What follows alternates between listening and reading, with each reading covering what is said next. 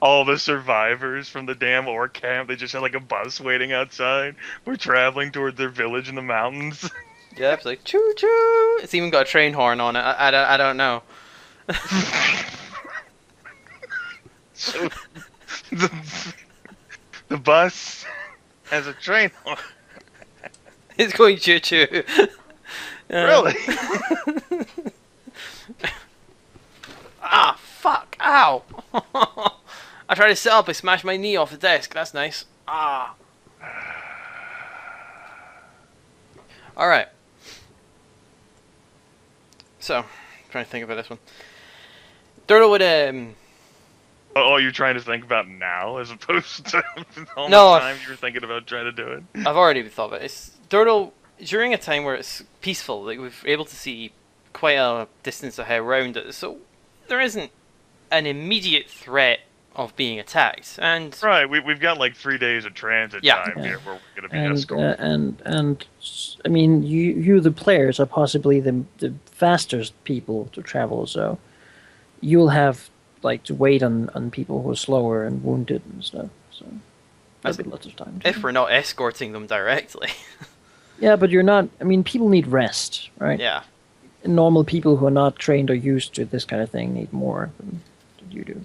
That's right, these ruffians aren't hardcore adventurers like you are, Durdle, so... They just see me tumbling off into the horizon. So despite the fact that the doors have short, stubby legs, these commoners just can't keep up. Or they get tired faster, need more rest. Well, Which, you know, if you're thinking about that, I mean, man, I bet Durdle wishes he had some actual food to eat during this trip. he'd probably help out in hunting for food and being able to. Really, get them- Durdle's a capable and competent hunter, even in an environment with which he is not familiar with at all. Well, he'd be helping out since he's one of the somewhat trained in fighting combats, and he's got a ranged weapon. I guess we'll ask that then. Side note, Manaki, what kind of wild game are we looking at here as we travel through the wilderness? Actually have that, but I can't remember right now. There aren't many like big animals out here. It's pretty much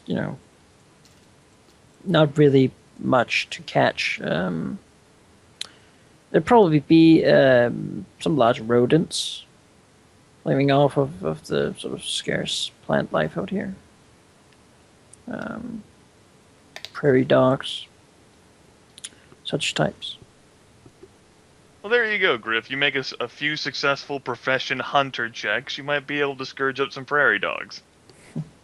Well, Dora will be concerned about making sure that the people are fed, even though he doesn't have much food himself. He tries to help out as best he can, like By trying much, to. Eddie. Yeah, but he try to help them out. I mean, he saved them. The least he can do is offer some form of other help to make sure that they can help fend for themselves and finding food and things. I'm glad Durdle is able to focus upon the needs and well-being of other people right now. Especially since he wants to stop the bus. Well, it's when we've got some time walking or along those lines to just sort of wander over to Vognar and just start talking to him. Well, considering how he apparently woke from his nightmarish unconsciousness state, all wide-eyed, yeah, I figure that he just would have been a bit more in a hurry. That's all. It's just like, we got some free time, just man here and mosey along, and get to Vognar. What the hell happened? Pretty much. I mean, he knows that there's a whole armada of people. I mean, there's well over 50 people that are directly, needed to be looked after by the party. So he's having to put his, his personal oh shit moments aside until it's a sort of a more safer moment to tackle it. I mean, I guess, Durdle Hulinforge has been dealing with an avalanche of oh shit moments recently, especially since, it's been less than a week since Dullboard died, so... Yeah, there's been a lot of interesting things that have been going on. Yes, interesting. Yeah. That's the proper word for Interesting with the air quotation marks, so... Vognar. it. Oh. I don't know why I found that Oh shit, run! Just to cue, any of you guys recording this? Yeah, I'm recording it right now. Oh, alright. Oh, but that was. I don't know why I found that funny. It's just like, huh? Like I immediately looked around my room. Like, huh? Like, wait a minute. Who said that? Huh? I mean, I know I'm wearing a headset here, but I thought I was the only one here right I'll now. put on my background music and just enjoy. So, you just go at it, and if you have any questions, as usual, just The goblin will always be there, the frown in disapproval in the corner of my screen. just scowl like. They keep ruining my campaign world. I don't know what to do. Vognar, there's something I need to talk to you about. Oh, good morrow, Durdle Hulinforge. It's good to see you up and moving so well. It appears we have not yet joined our ancestors. What's on your mind? It's actually that. The fact that you're telling is that we've not just joined our ancestors yet. It's certainly not for lack of trying. Wow. What happened? Back in the orc camp, specifically, the last I remember was looking up at a giant bear paw. And next, I'm in a room, woke up by horrifying dreams, to a room of blinding brightness, and I heard the puppet again. Durdle Hulinforge.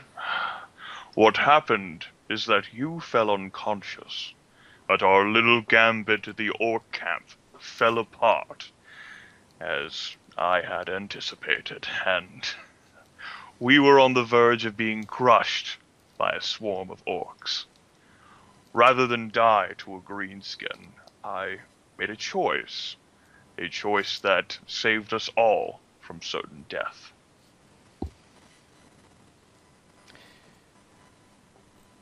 That choice has, from what I can, so instead of dying, we were. I don't.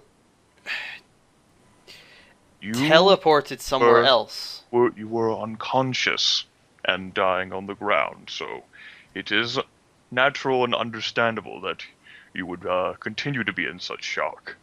Uzmak Okertangle himself was not faring that well either, although his particular set of skills prohibited him from giving into his wounds. I invoked a last-ditch resort, something that I thought could happen there towards the end of our stay in the orc camp, but something I could not fully comprehend myself, because I did not know what would come of it.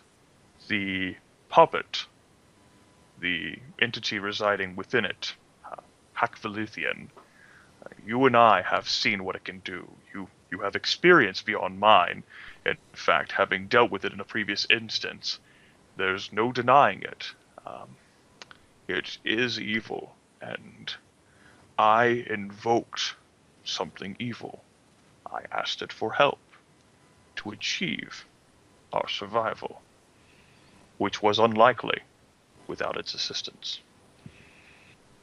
So, two things. One, we're living on borrowed time. We should be dead. And two, we now owe a favour to an entity that is so evil and destructive that it hurts my head to really think about how destructive it can be. We owe it a favour. We all live on borrowed time, Durdle Hulinforge. All entities are fated to join their ancestors one day, and there will come a time when we see Moradin in the great halls and forges. of the afterlife. But as for owing the puppet a favor, no. It, it has... Let us just say that we are even as of now. Even? Wait, are you meaning that it owed us a favor? No, I mean that it exacted its payment. There is a price for everything, Durdle Hulinforge. You witnessed this yourself whenever you and the rest of your friends ignited the civil war in the Dwarven homelands. Our homelands. What price did you pay for this? Since you seem to be quite informative, you know more about this than me. I don't believe I ever paid for this, so what did you pay for it? We all paid something, Durdle. And that I was not entirely prepared for. I knew there were consequences to my request whenever I asked the puppet for assistance, but I had no idea how exactly it would exact its payment for services rendered. And it seems that the rest of you, with the exception of Alfred, all were, as I had initially feared, too weak-willed to resist the puppet's effects.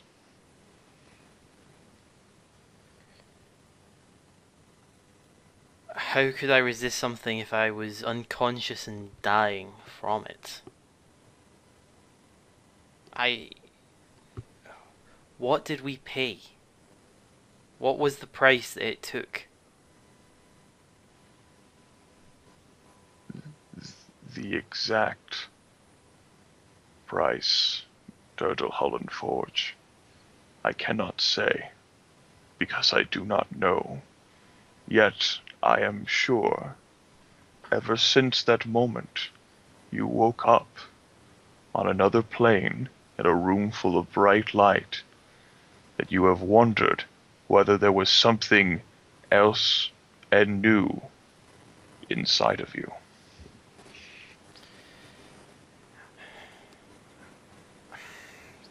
There is something that's been on my mind. Something that has been in your mind. Yes, something, it's there, it's a burden that's just been weighing. Is that the price? It's been taking a residence within my mind to stay. The entity, as far as I understand, through my limited understanding, claims power through minds. As more and more people invoke its help, they fall under its sway.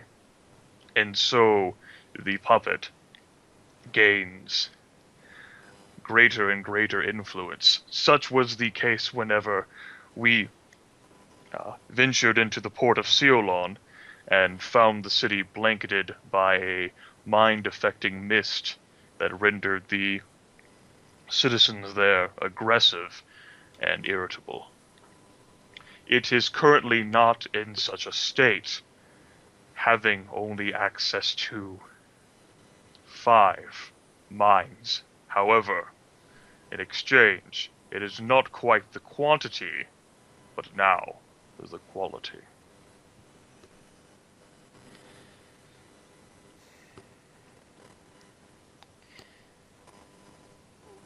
Then,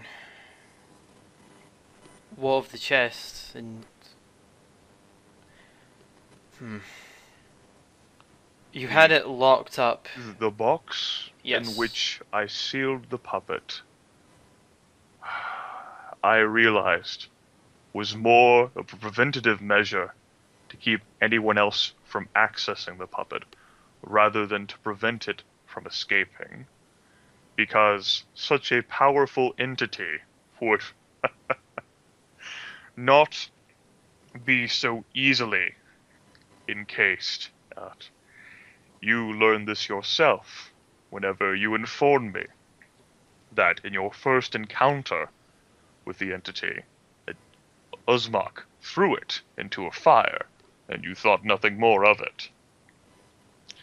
So long as someone exists in this world who needs help and who is willing to pay any price, the puppet will exist. And right now, this puppet is within our minds and is gaining power. This is an even bigger burden than just wielding Soulhaven and the puppet in a box. Not only that, now we are under its influence in some way. This was not something I had anticipated. It was something I had hoped to protect you all from whenever I assumed the burden of dealing with Hakvelithian myself. I encased it within that box and secreted it within my backpack out of concern that your mind and the minds of everyone else could be influenced unduly by it, as we saw in the port city of Seolon, and as you saw in an instance prior that. In this case, I have failed. On one hand, we are still alive, and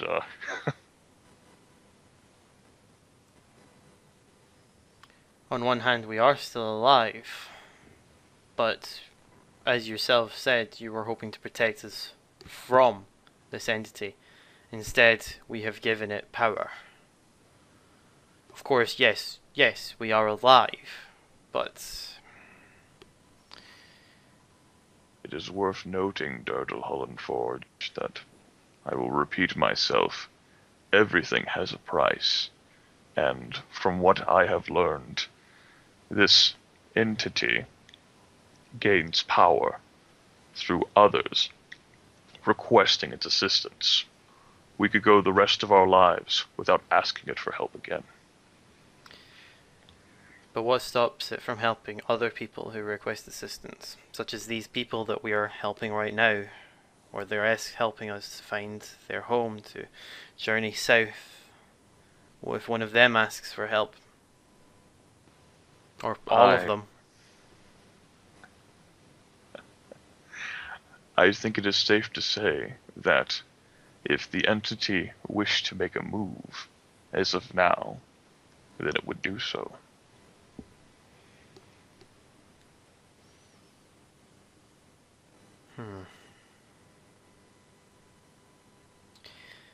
What is it planning? We've seen it. I've seen it destroy an entire city. You saw it corrupt an entire city. What has it got planned now?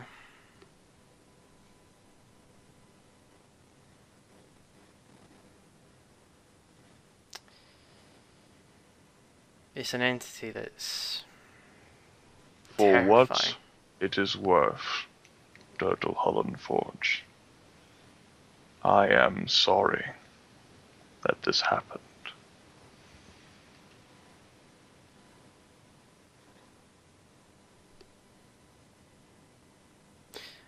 And that Durdle looks at Vognar just for a couple of seconds, just perks a little eyebrow. It's not me you should apologize for, or apologize to. You made the choice like I already made choices before. I am in no place to judge you for what you have decided to do. As you said, we are still alive.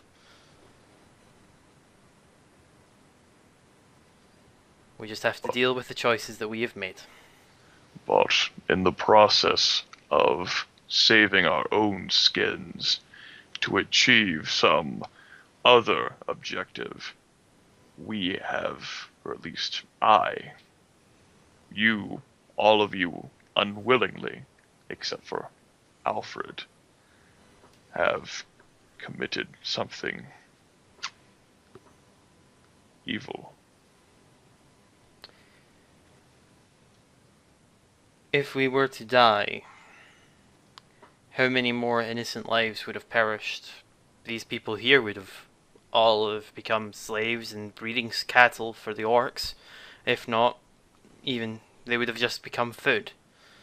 Certainly, but what can you say we concretely achieved by surviving and escaping the camp with its leaders dead at our hands?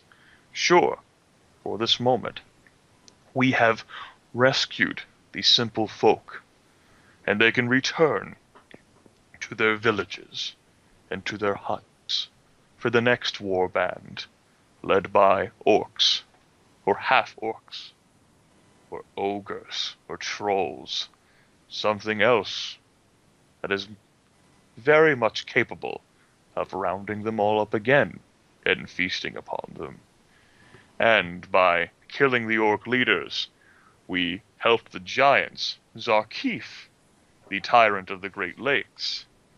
And although there is the ulterior hope that a united army will leave the rest of the world alone and perhaps aid in whatever undead invasion might occur, Durdle Hulinforge, need I remind you that trolls and ogres are inherently evil as well. You can play the scenario of what if and what not, but we should have been dead within the orc camp, yet we now have another chance to continue. As much as I say that we are living on borrowed time, and you say we all live on borrowed time, we have a chance to put things right, to fix things as we can, to find out how to destroy Soulhaven, to figure out more about this puppet. And yes, these people, we could have given them a few more days of life, but a few more days of freedom is worth more than a lifetime in captivity, being raped and destroyed. We've accomplished a lot. Yes, we can imagine that the trolls, who, as you are saying, the trolls and giants, both evil, they are also very powerful. And from what I told you, we need powerful allies and a powerful force to fight off this undead enemy. And, well,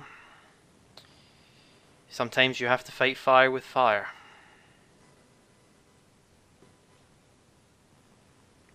Vognar stares ahead into the horizon, not feeling too comfortable with looking at Durdle.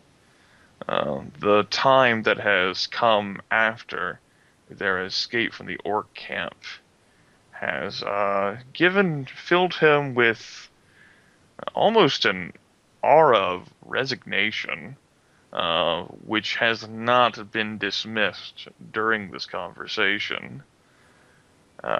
He lifts one of his hands to his braided beard, tugging on it a little, as he says, "But I do say that any future alliances that can come from this area are suspect, at least with me here. For I, as the carrier of Soulhaven, am now a target for those who would seek its power. As you saw from Zarkif." Oh, don't worry, with me around I can always try to diplomatically get the situation resolved. If not, there are other ways to calm down the beast. But it is an urgent situation to get it destroyed, to relieve some of the burden that you are carrying right now. Something which does have me concerned. These ogre magi that I told you about back on that boat ever so long ago before we sailed down here. It's as far as it's still just legend that I heard of. And we've seen you told me of the ogre in the scorpion room who attempted to dive after Soulhaven. We know that it could even speak inside of Zarkif's mind. We saw what it did to Dulbord, obviously. Who's to say that we are not digging our own graves by taking this axe to them? Durdle smiles. I said before, I personally believe we are already dead. Even though we are going to entities that, if they exist, are probably beings of significant power, which the axe will greatly appreciate. But we are also entities of great power. Think of all the things that we've accomplished and achieved in such a short time scale. I'm sure we'd be able to convince the Ogre Magi that this toothpick is better destroyed than harnessed for the power that it controls. If not, well,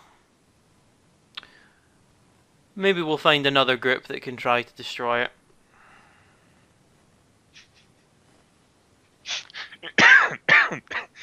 Vognar is prone to a fit of laughter, which actually takes him by surprise. Hence the bit of coughing that happens.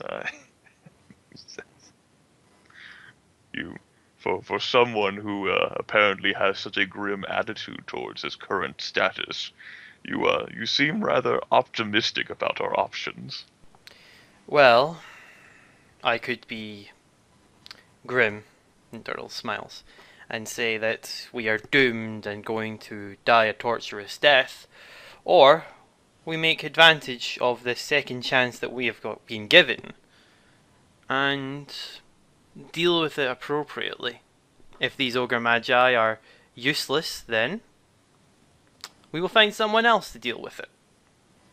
There are many options in this world, and travelling with you and the rest of the party has opened my eyes to the skills and capabilities and the attitudes of people. There will be ways to deal with this. I'm confident of that. Optimistic? Well, it's better than just wishing we were dead.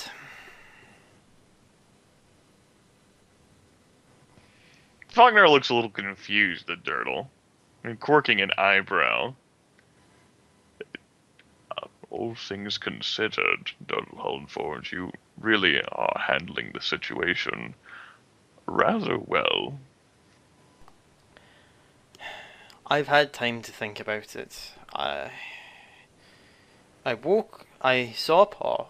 I woke in a bright room. I heard the puppet's voice in my head.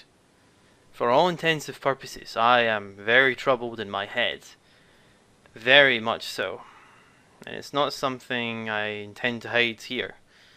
But my worries are secondary to the planet. The planet needs this goal to be achieved. It needs Soulhaven destroyed, the puppet dealt with in some way to alleviate the worries of the world. And even regardless of that, we have the overarching problem of this undead menace in the north. If I am honest, my problems are significantly lessened when the entire world is in danger, and I have a main role in stopping this from happening. But who are you to assume the mantle and the weight of all the living beings upon your shoulders? What if this entire quest that you have been on has been some sort of farcical endeavor? Then I will cross that bridge when it comes to it. At the moment, I see several goals that we need to accomplish. And we've been given a second chance, as I again say to you, that we must accomplish these, and deal with them appropriately. Try not to think too far ahead.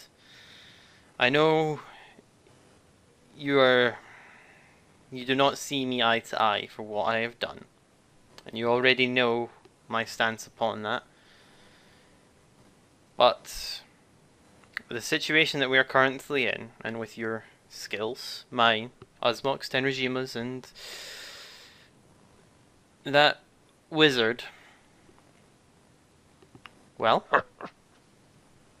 I don't know if he's going to stay, but his skills are interesting. I do not know whether he is a suitable companion, Durdle Hulinforge. Would you say that I am a suitable companion for you with my weak mind? We have to play with the cards that we are dealt. We are lucky that we were able to find someone to fill the gap that Dalbord left. At this, Vognar gets a distant look in his eyes, although he was focusing on the horizon. His vision almost seems like his eyes go like a little cross-eyed, like he's not entirely focusing on what's before him. And he says, "And yes, we must play with the cards we are dealt."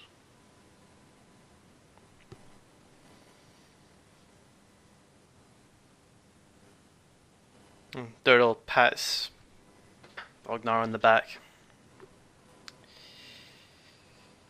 It's a shite situation that we're in, but let's make the most of it. We've saved these people. Try to focus on that. Try to cheer yourself up. If we didn't, we've saved them for now, Durdle Hulinforge, until another flight of wyverns overtakes us. well, we dealt with those wyverns. I'm sure we could deal with any future ones, but we've given them freedom. We've given them a few more days to enjoy themselves, to live. Durdle Hulinforge, I don't know what your definition of life is, but looking at the faces of these people, I do not think they are enjoying themselves. They're wounded, they're tired, they're hungry. It's understandable to know that relief and freedom is not the first things that they think of or feel. But, well, I know it's a poor placement, but if it was me, I'd be happy. Yeah, with all this shit that's going on, believe me, I understand, but I'd be happy.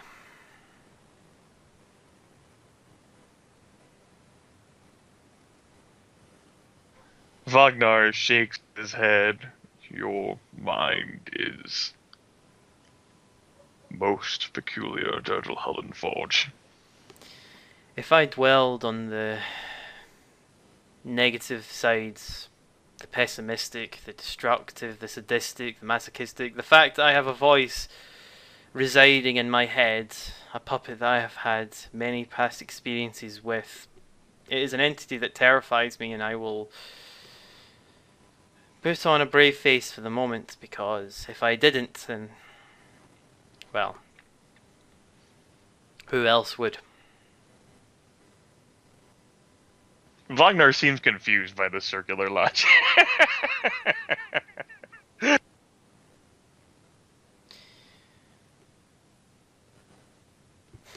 Durdle smiles.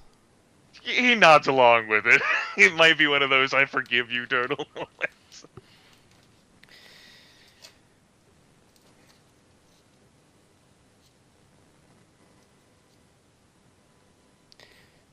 Well, ultimately, Is there anything else you sought to ask me, Durdle Hulinforge? if there is anything else bothering you, you know what bothers me, and you answered it. You're the one who came to me requesting knowledge. You initiated the conversation, Durdle. Indeed, and now I request knowledge on yourself. Is there anything that is bothering you? There is a telephone ringing downstairs. Do you know anything about that kind of technology? What's this telephone you talk of? Ancient times, millennia ago. Give me a moment. I gotta quirk my head so I can listen to it. Will do.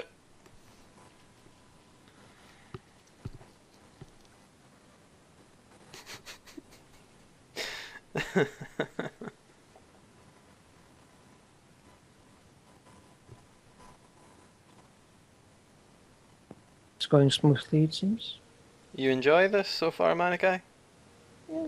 Not as dramatic as the earlier ones, but you know. Durdle's had some time to think this time instead of like leaping into it, going, "What have you done?" Yeah. Of course, Durdle also knows that that goes absolutely nowhere in Vognar. Vognar just looks at him and just goes,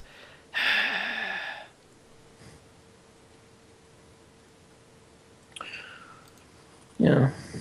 Now that Durdle's just begun to probe the questions of how much Vognar actually knows.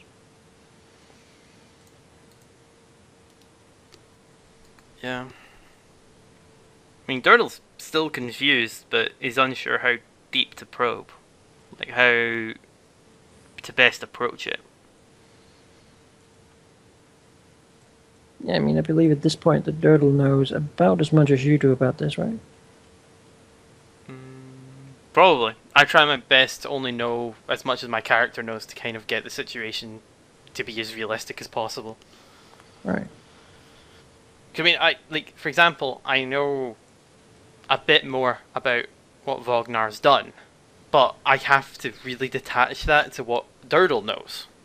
Right. So, I mean, I have some metagame knowledge, but I really can't assume Durdle knows that, because he doesn't, And you don't know anything about the puppet, like you have never spoken to it, never heard anything about how it works or what it is, really. I don't even know its name. Right. So, when Vognar kind of made brief mention of its name, Durdle's, like, huh? Okay. That. So, Durdle has taken that in, but specifically not asking those questions, but it's starting to gear over in his head. It's like, how does he know its name? Is that its name, or is Gryphongod giving it a name? It's like these are the things that are going on in the background of Durdle's mind. Yeah. He's also trying to. With this, he's kind of worried as well. Like, wait a minute, whoa, to stop the bus here. Something's interesting's going on. Yeah. Scary, but interesting.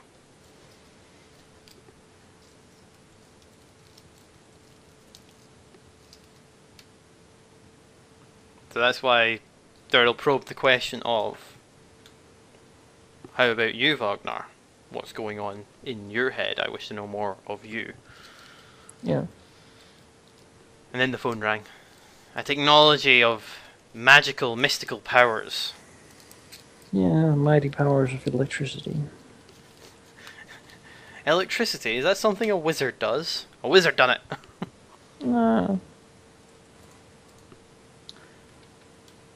That's something we have here. When there's magic to turn to, people usually don't spend much time sort of trying to explain stuff because, there's magic, so why try? Just magic, all of it. It's just interesting that Durdle has never really encountered magic, and then, well, he's been drowned in it. Like, he's always heard about it, but he's never really first-hand seen it, I guess. And now he's surrounded by it. He's got everyone else in the party uses magic to some length or another. Durdle just has a pointy dagger that is able to hold a spell. Which I need to talk to iPope to see what spells he's got. I think I might put Phantasmal Strangler back on it again. Well, through this, you have 3 days, so yeah, anyone can prepare any spell and dump it in. That's right. You prepare your spells, Durdle. Spell, just singular. You guys want to continue? Alright. So, Vognar. Telephones. I'm asking you about telephones. Durdle just looks confused. Like, what? I wish to know more knowledge about how you are now. Make no mistake, Durdle Hulinforge. We might have been forced together by circumstances, and I may be sorry for what I have done to you and the rest of this party. But we are not companions. We do not break bread. We have few interests that we share.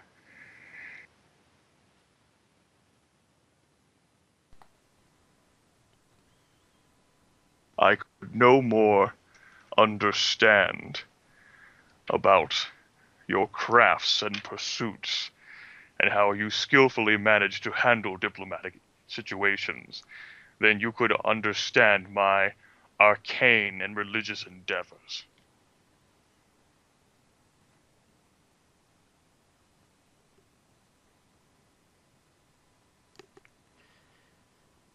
Durdle nods slightly. But, well, then that aside, how are you handling the burden of the two items?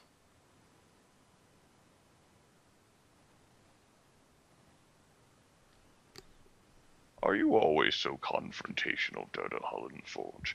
Or is it recent events that have made you this way?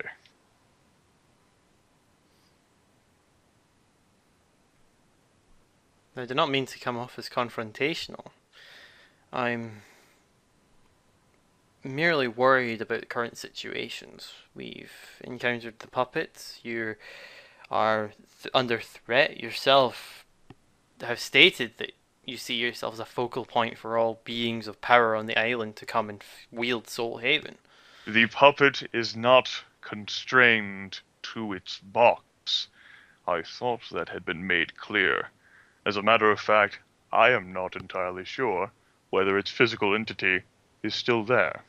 I haven't checked. You also said a name.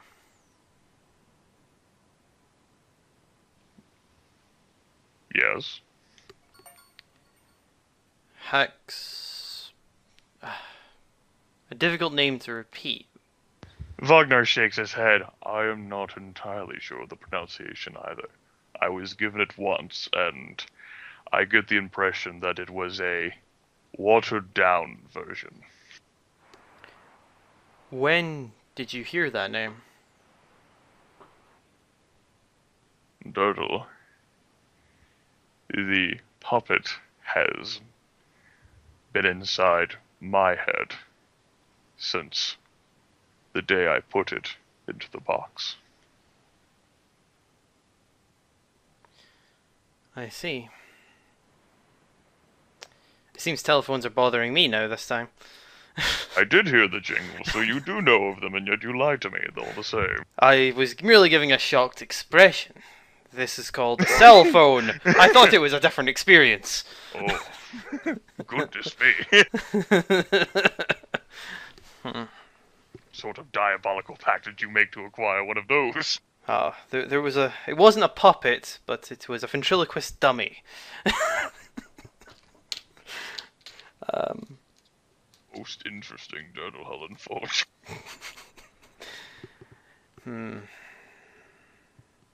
So you have been talking with this thing for quite some time then. It has been a presence that, as I said, has existed since the day I put the puppet into its box.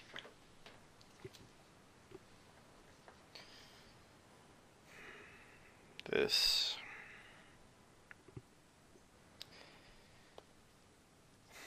But, as I have informed you, and as you have learned, the puppet is no longer confined to just one box, or to just one mind. Of course, there is no reason why you have to actively seek out and communicate with Hak Velithian, nor should you, nor should anyone, which I feel is something Alfred may have to learn, as he is unfamiliar with the party's experiences with the entity.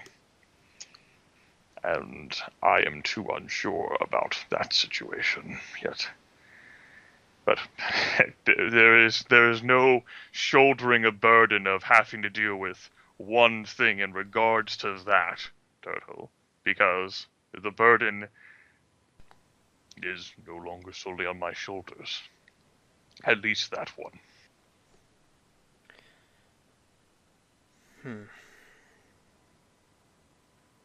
That is something that somehow the rest of you are going to have to come to terms with. Vognar says this in a disparaging way, almost as if he doesn't have faith that any of you can actually fend off in a willpower way. You gave the puppet access to probably the strongest mind of the group. Willingly. And yet you were scared of the party being unable to attain those skills. Well, no, I'm worried that even the strongest minds will bow itself to the power of the puppet.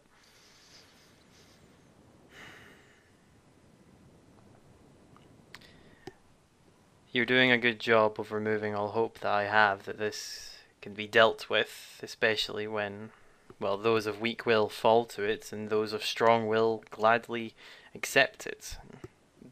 Durdle, a bit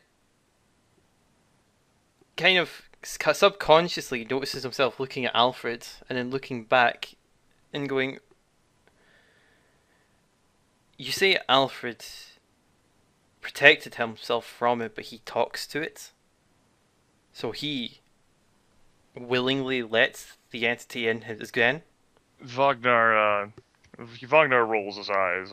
He says, "Whenever we were first transported into an alternate plane, frozen in time relative to the combat in which we were engaged, we had 8 hours to stay inside of that realm, 2 for each mind that the puppet had infiltrated and siphoned something from.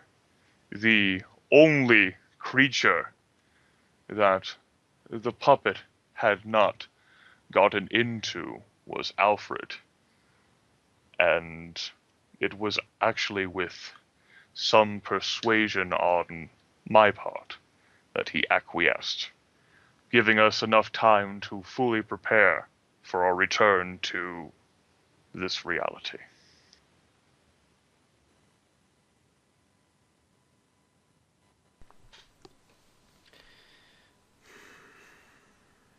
Now I understand that if Alfred hadn't, we would have been substantially more weakened for our encounter with the shaman. If Alfred hadn't, then we would have had 8 hours instead of 10.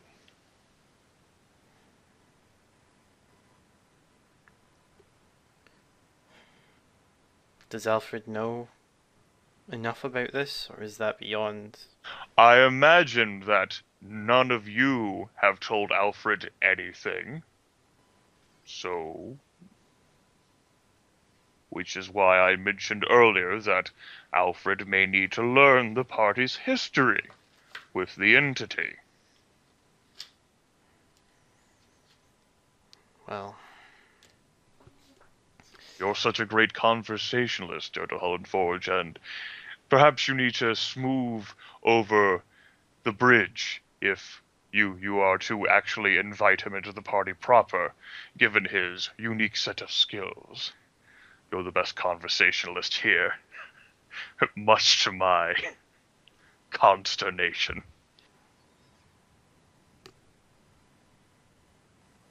we all have our specialties.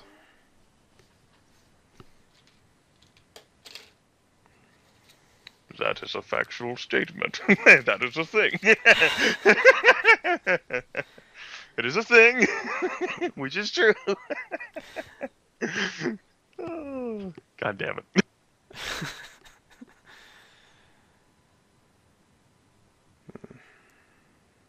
And that was the best I could come up with. It was like the first thing that popped in my mind. That's a thing. That's a Yeah, factual statement. Yep. yeah. Oh, there's the choo-choo. Yeah, that's the railroad we're on. The bus, actually. That was the choo-choo bus. Doot, doot. Carrying us to our next destination where we're going to be spoon-fed plot, Well, and then we're going to ruin it. well, Vognar. As you said before, there is no camaraderie between us. We are simply cards that are needing to be played with, forced into a situation that that you definitely do not enjoy. Neither do I, but I believe you more so than me. I joined your group out of curiosity for the axe currently strapped to my back. Were it not for Caven, our paths never would have crossed. Some would say fate, some would say divine intervention in regards to you coming here.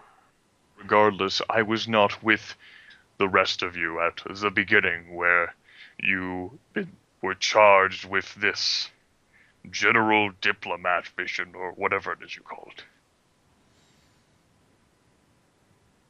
Well, when there was 5, there was now 3. And we've had to take yourself and, well... 5? 3? There was someone at the great beginning who unfortunately fell to unforeseen circumstances, but he was barely with us for any length of time. He was not really worth mentioning, sadly. He had very little impact on what we'd done at the start. Yet, he had enough of an impact for you to include him in your number. Well, we were all piled under the same circumstance. Although we didn't have the axe at that time, it was simply the undead. Hello, phone! How you doing, phone? You're right there ringing at me. Give me a second. This fucking train bus, man, has all the modern amenities of... Incredibly, you everything. can manage to get like 3 phone calls at this length of time. I tell you, Manaki, this is crazy. So I guess I need to prepare like a notepad in which I have listed every single of my cleric spells that I'm gonna do. Just to tell you how awesome I am. You're gonna be like, yeah, okay. Or we could say that you just spend your time helping people. Sure. Oh, we need a bridge? I'll just make a stone bridge out of nothing. There you go. Alright, sorry about that. Just all these modern gizmos. I actually threw me right off what I was talking about there. Sorry. No trouble. Manaki and I were just making jokes. I was talking about Ouija, wasn't I? Yeah. We were given a circumstance similar to the axe. There was 5 of us at the beginning. Tenrajima, Uzbok, myself, Delbord, and this 5th man. We were all in the situation, however, he fell to... Well, he was the first to fall.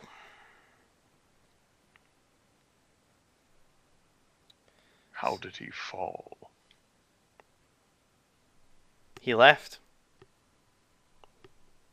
He just disappeared one night.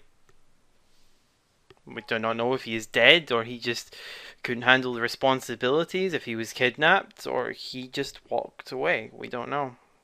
He just left. Handling the responsibilities. You had mentioned before how you were not exactly adventurer material compared to me, yet it seems that you have handled the responsibilities. Well. And even your little dog, too. Durdle looks down, looks at stupid goblin, who's just looking absolutely derpy back at him. I have a character sheet. Oh, yay.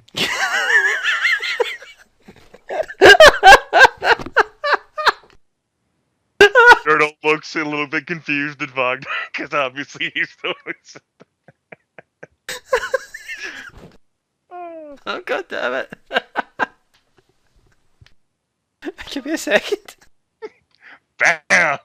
Gryphongod wins. Okay. Well, I may not be leader material, but I have the gift of conversation, and in some form I can at least make people feel more powerful than they actually are. I appease to their... I have certainly noticed that. Your consistent apologizing and acknowledgement of gratitude to just about everyone, even thanking Zarki for the opportunity to assist him has somehow smoothed the passage of this party through life. Well, if you have a troll tyrant who wishes to wield the destructive and damning axe that we are currently carrying, you do everything in your power to make sure that the troll doesn't know what it is.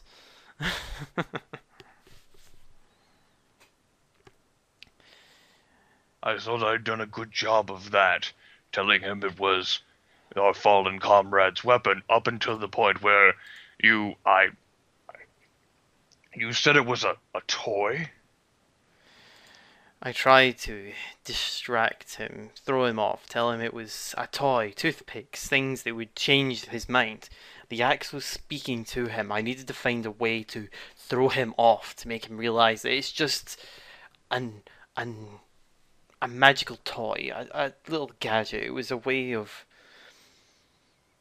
buttering him up to make him realize that it was a silly thing to think.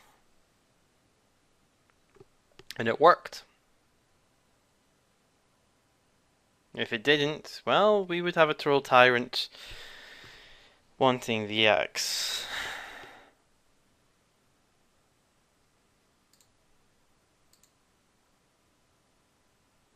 It comes as some surprise that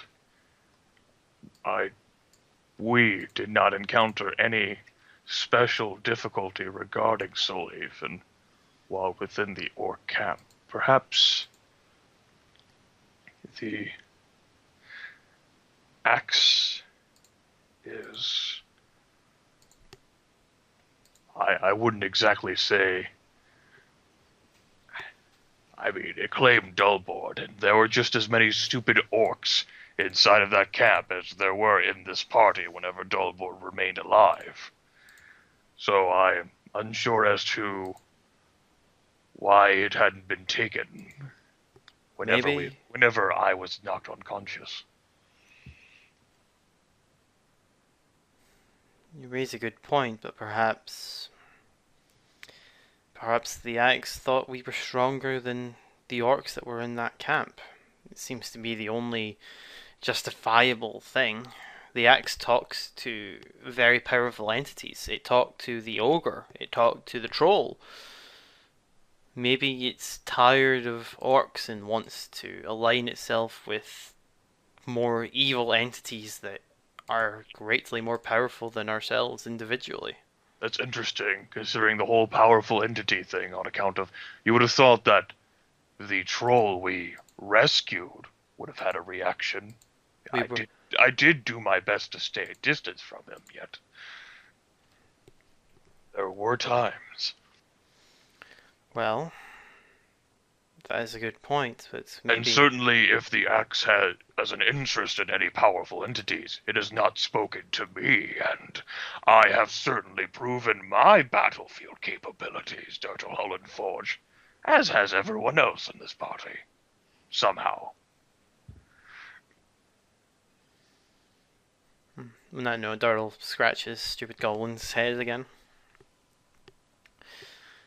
I have a character sheet. Oh, hello, chair, creaking. Right. Well, I fear that is something that we should count our blessings for. Could you imagine wandering into the main hall where the war man was and he was wielding Soulhaven. That would have made for a much more interesting encounter. It would have made for a much shorter encounter. Indeed, so let us count our blessings. We've been lucky once, we've been lucky twice. You keep oscillating between optimism and then me crushing it somehow, Durdle Hulinforge.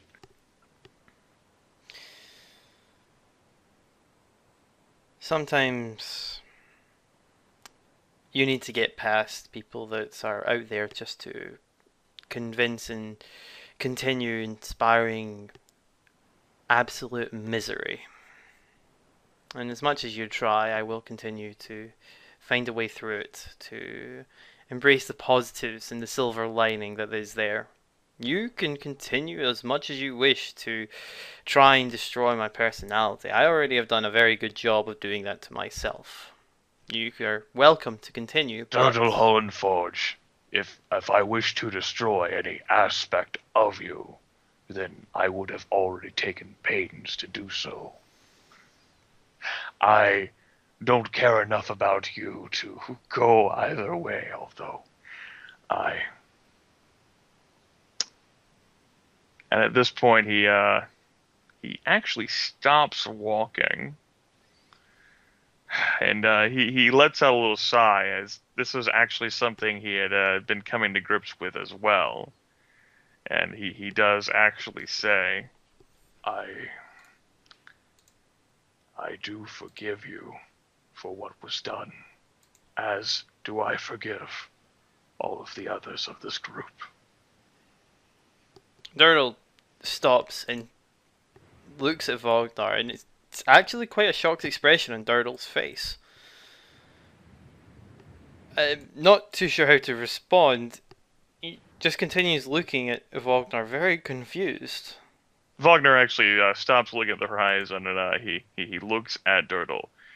That doesn't mean I like you or anyone else here in this group, especially not Alfred, make no mistake, but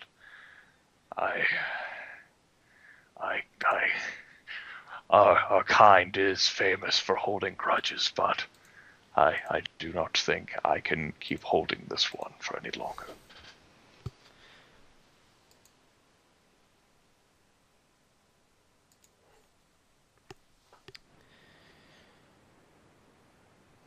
You know, Durdle takes a few seconds and tries to get a grip on himself. Your words are appreciated, especially for such an act against your family.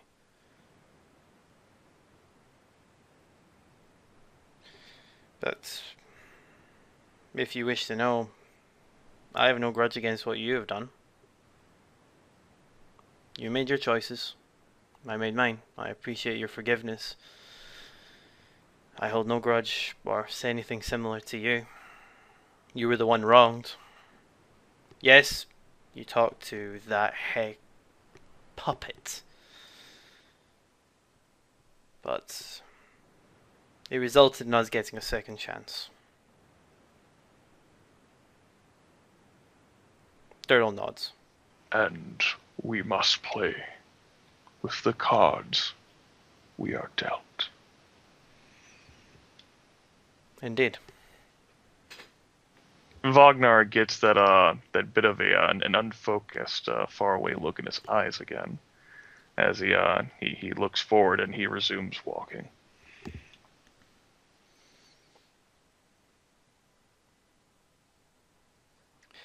And Durdle would nod, and it's been good talking to you, Vognar. And Durdle would start walking off. Always a pleasure, and one form of another, Durdle Hulinforge. Well, wow, that was intensive. In my head. Not as drama intensive as previous ones, but more just trying to get my head into what Durdle knew, as opposed to what me as a player knew. It's kind of really That's difficult. right. You did research on that shit. You were like, let me take a look at the stream broadcast to see whenever Durdle, actually woke up. It's like, yeah, it's all well and good. I know what I dreamt, but I don't know what I heard. It's like, Well, Durdle took everything in stride. He handled everything well.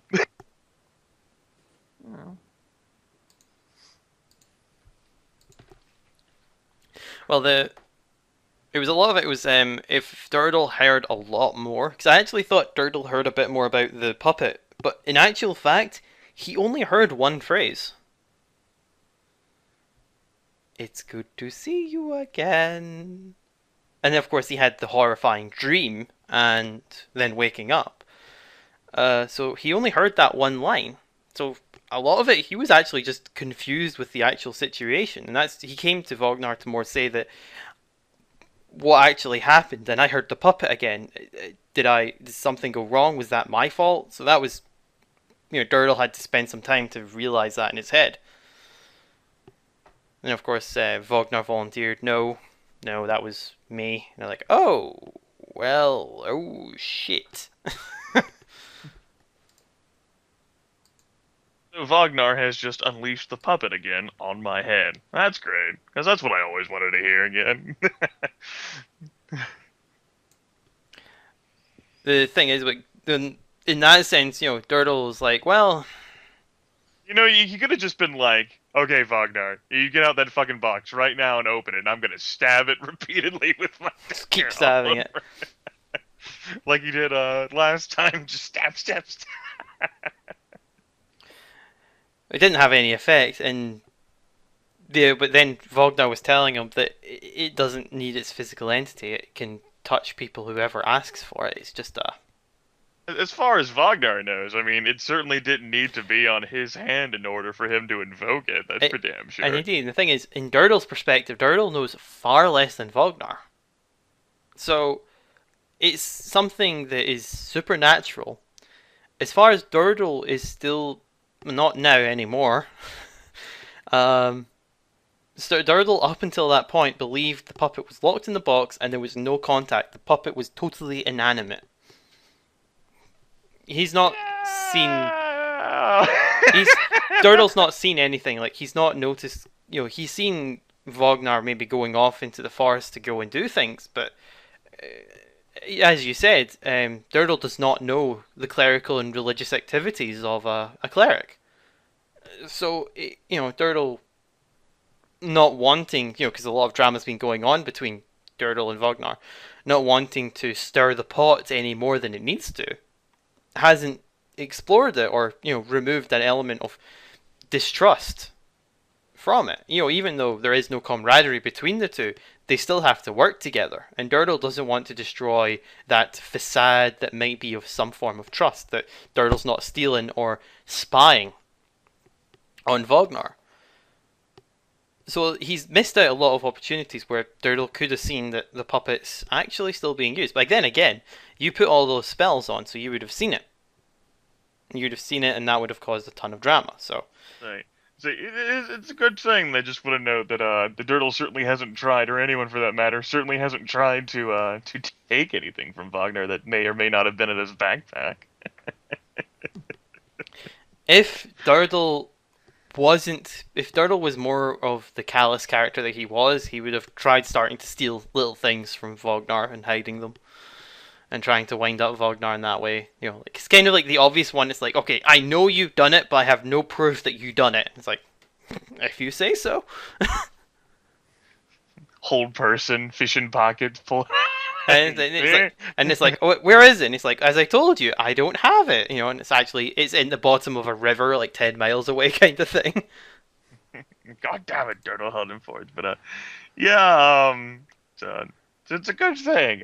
It's like, Durdle's like, oh, he'll never notice this little thing missing, like his small steel mirror that's in his backpack. I'm gonna steal the shit out of that. He would have gotten a very painful surprise. Which one's the mirror? Oh god, I know because you've got several artifacts. So there's some like one of them No, is like it's a. not an artifact. It's just a fucking mirror. All right, okay, It's just a mirror. Calm down. right. Because you've got. To be fair, you have so many artifacts and magical items. It could be in a mirror of talk to Prince Snow White or something like that. It's like hello. Talk Prince Snow White. Interesting. It's hard to keep track of all of your magical items. I mean, I only have one. Well, no, I have two. What's the caster level on that? The mirror of talking to Prince Snow White. Man, do you have any numbers on that? Well, I guess we'll have to figure that out somehow. I guess I do have identify spells, which there was something that Jake wanted me to identify, but he hasn't gotten in contact with me, so I suppose it's going to be a last-minute revelation tomorrow. Oh, hey, yeah, that thing. I needed to talk to you about that today, so wanted to get that roleplay session done. That was awesome, interesting, exciting.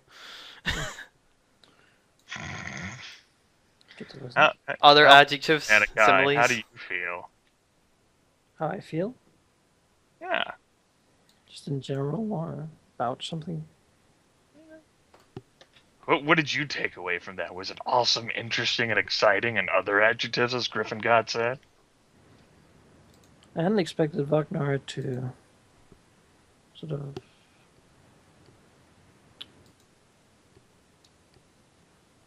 To forgive. to forgive Durdle and the others.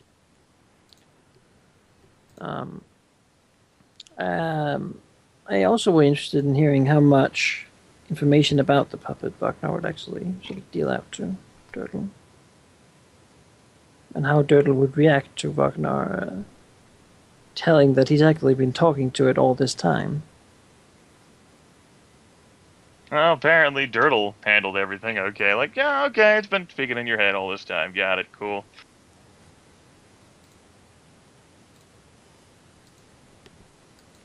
Durdle's more is the case of like he's looking through it, he knows it's wrong, but he's not even close to the kind of person that would be able to be in a solid position of judging any acts of character that Vognar has done. Yeah, it's an evil entity, but he was partied alongside Dullboard. Yeah, he also was that caused a civil war single-handedly in with the party in the Dwarven Kingdoms. But he was the one that actually spoke and finalized the words. So he sees himself as the focal point of that. He gave the order. Yeah. Yeah. So, and of course, though, it had the outcomes that, well, as far as Durdle knows, because Vognar gave his mind to the puppet, then that puppet had enough power to empower the party to rest and survive the encounter. So it's an awkward situation, but Durdle has no way of conveying it because even though Vognar has done something damning and destructive, it came at a cost. Yeah, it came at a cost, but it had a positive outcome that we are still alive.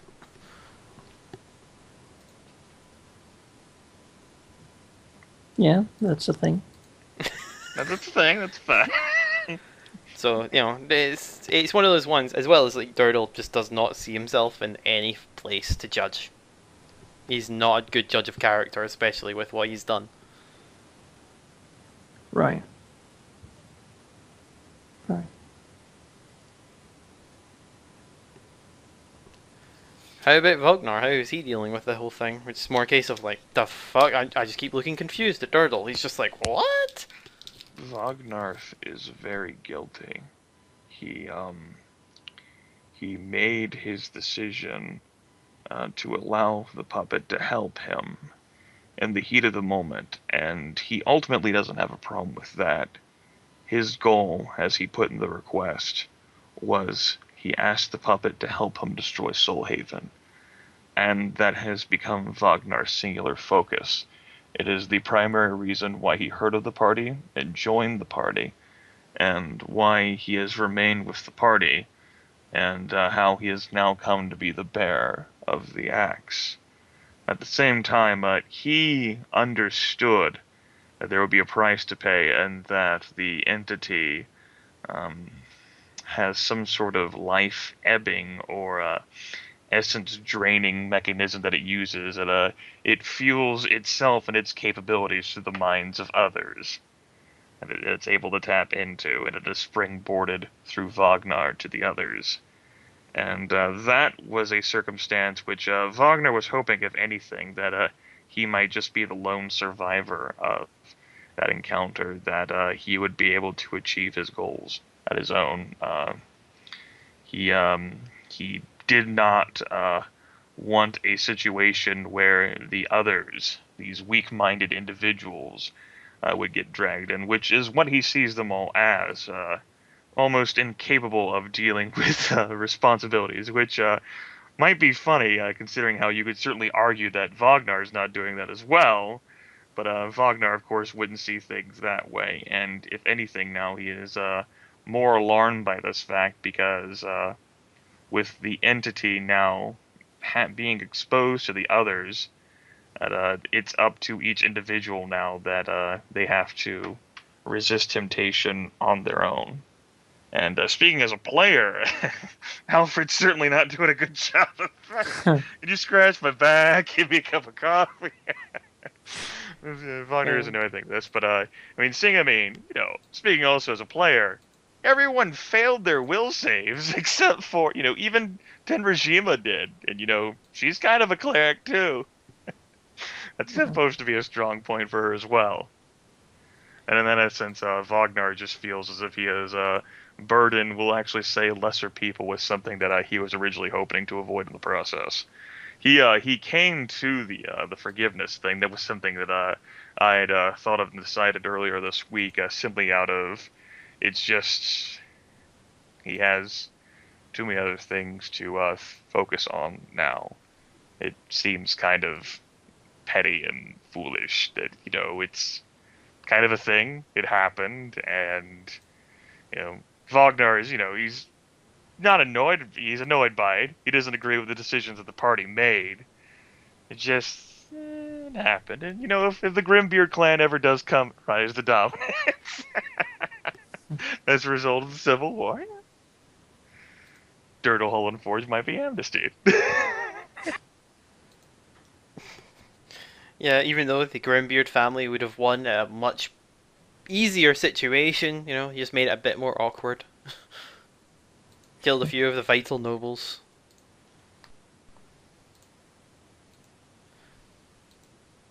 It's yeah, well, interesting sight, interesting developments. But we'll see on Friday what occurs, what Manaki has in store for us. You turn the corner, you see a giant. What do? We kill it. We got +4 AC to it.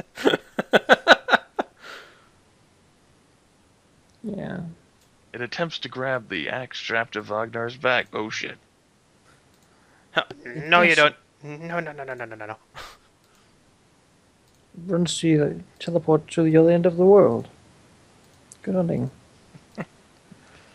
Yeah. Well, now it's time for the Olympic campaign. You're teleported to the top of a mountain, surrounded by zombies and all other manners of the undead. A few liches floating about here and there. Alright, that's understandable. Well, I think next week's the one that iPope's not going to be about. Actually, iPope said, whenever I asked him earlier this week, he's good apparently for both weeks. He checked his damn calendar. Oh. Yeah.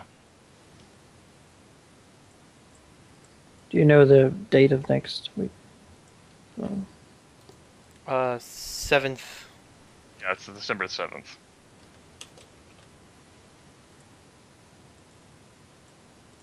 Alright. I will note that, and we will... Well, we'll see what we do. That's right, we haven't played tomorrow's session yet. Who knows how crazy Wagner will be. Manakai's just gonna have Wagner ask the puppet for help every 5 minutes. And the puppet's just like, oh, you again. Manakai's got like a huge counter accrued, just like, okay. The race to see who asks the puppet for help the most. Alright, first to 10 wins a prize, your eternal damnation. See, Alfred, he's trying to build up that lead.